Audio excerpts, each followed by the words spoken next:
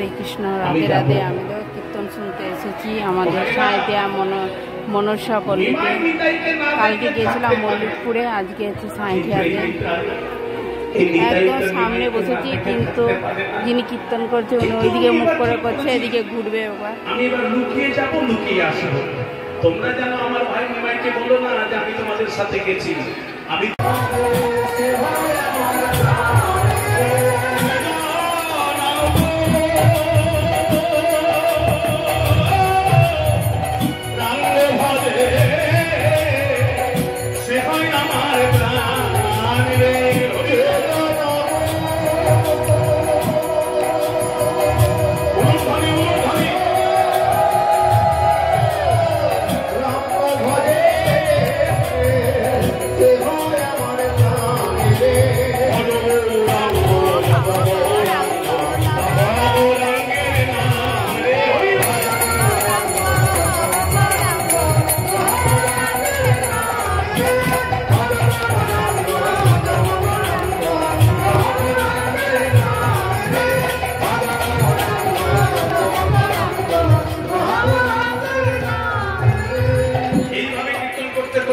চলে এলো। দাদা নিত্যানন্দ কীর্তনের দলে কোথায় ছিলেন মনে আছে? কোথায় ছিলেন? সবার আগে। রাজপথে দাঁড়িয়ে রইল, পেছনে তাকিয়ে দেখছে কোনো ভক্ত আর নাই। লুকিয়ে এসেছে, লুকিয়ে যাবে। তার আগে তো কারো কোথাও আশ্রয় নিতে হবে। কোথায় আশ্রয় নিলেন? ওই পুরীধামের টোটা গোপীনাথের মন্দিরে। যে টোটা গোপীনাথের মন্দিরে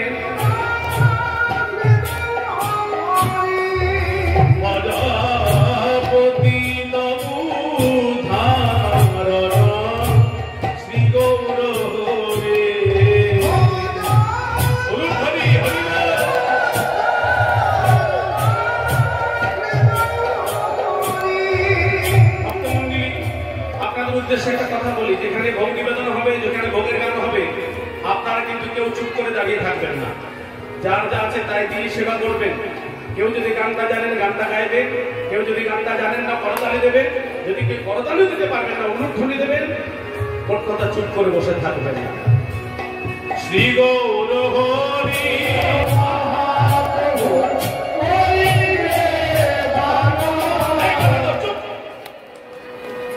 কি গাইছিস?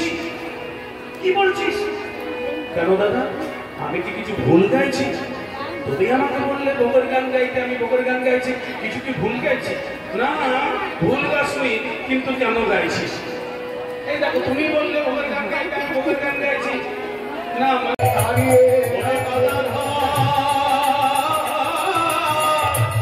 তুই যে আমার এসো এসো মহাপ্রভু করি কোনো ভক্ত যদি গায়ে কোনো ভক্তি আমাকে ডাকে, আমি কি আর তাকে ফেরাতে পারি না। আমি এসেছি, আর এলাম যদি কি করেছিস? বহির্দরটা বন্ধ করেছিস। ওরে গদাধর, আমি কি তোদের কেউ নই যে আমাকে বঞ্চিত করে তোরা প্রসাদ পাবি? বল বল গদাধর বল। ওরে আমি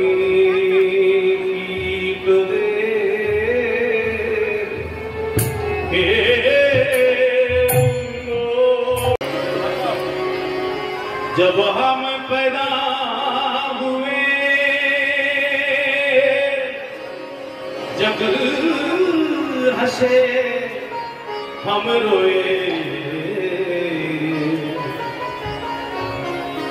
ऐसी करनी करी चलो, মানে এমন কর্ম করে চলুন, ऐसी करनी करी चलो कि जग रोए हम हंसे।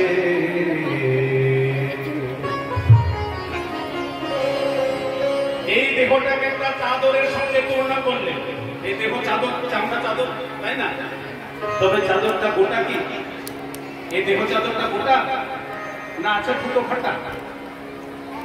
এই দেহ চাদরটা গোটা না ফুটো ফাটা আছে? কতগুলো ফুটো ফাটা?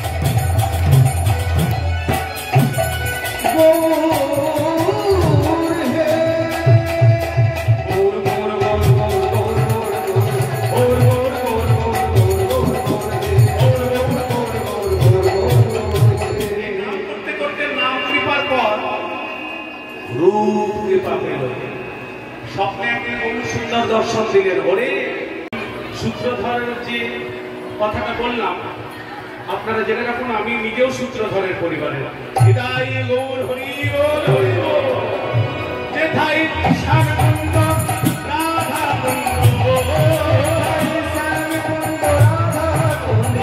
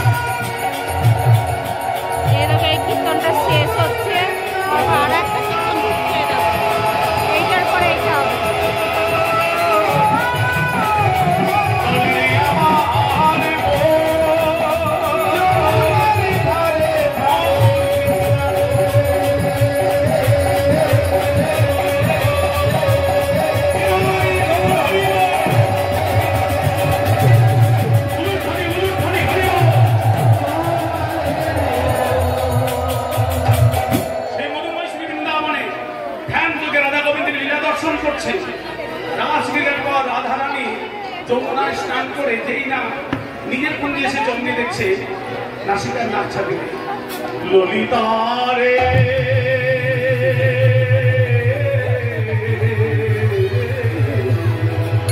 কি বললো রে, ওই দেখো আমার নাসিকার নাক ছাপি কোথায় যেন পড়ে গেছে। যা এবার গোস্বামী ললিতা যোগী তার শিষ্য গোপাল ভট্ট, গোপাল ভট্টের শিষ্য ওই মণিমঞ্জরি রূপে সেই নাসিকার নাক ছাপি খুঁজছে। 3 দিন ধরে খুঁজে পাওয়া যাচ্ছে না, তাই তো 3 দিন ধরে শ্রীনিবাস আচার্যের ধ্যান ভাঙেনি। এইবার শিষ্য রামচন্দ্র বললেন, গুরুদেব আমি কি চেষ্টা করবো? বলে হ্যাঁ। এবার গুরু শিষ্য দুইজনে যমুনার জলে ডুবছে, উঠছে, ডুবছে, উঠছে। এক সময় পদ্ম গাছের গোড়ায় সেই নাসিকার নাক ছাপি যখন খুঁজিয়ে পেল, আবার সেই নাসিকার নাক ছাপি গুরুদেবকে থেকে গুরুদেব গোপাল ভট্ট দিলেন। গোপাল ভট্ট রূপগোস্বামী ললিতা সখী সেই রাধা রানীর কাছে দিলেন। এবার কে পেয়েছে তাকে কৃপা করতে হবে না, বলে কৃপা কর, কৃপা কর।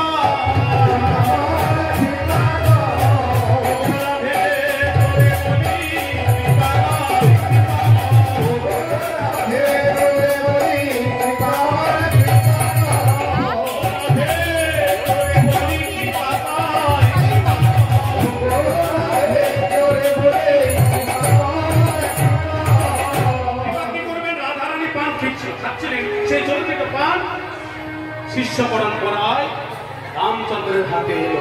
দুজনে ধ্যান করে আছে, হঠাৎ ধ্যান ভাঙলো। জয় রাধে, জয় রাধে বলে যখন ধ্যান ভেঙেছে, অমনি গুরুদেব শ্রীনিবাস আচার্য দেখছে হাত লাল, বলে ওরে হাত খোল, হাত খোল।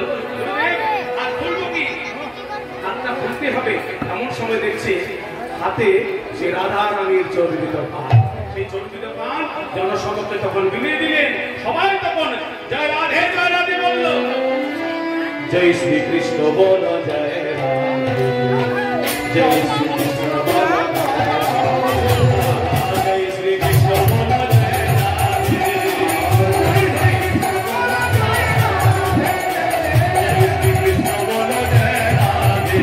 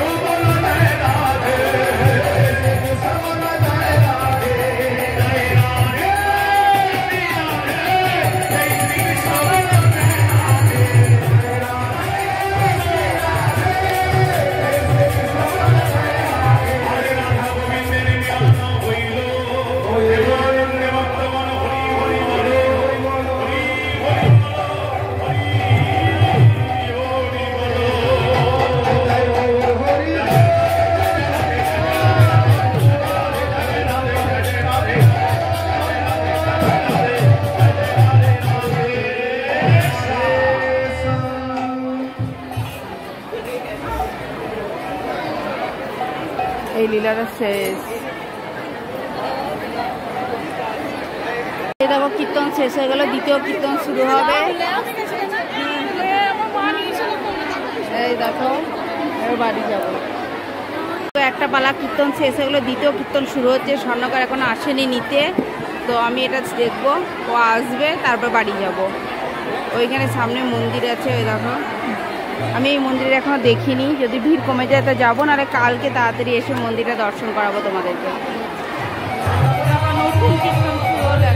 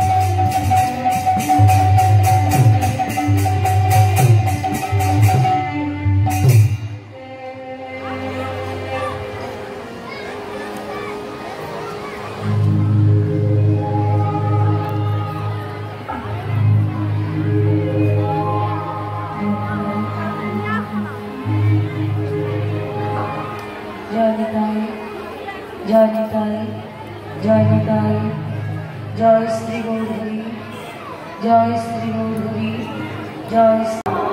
এই দেখো এখানে কীর্তনে রান্না হচ্ছে, সবজি।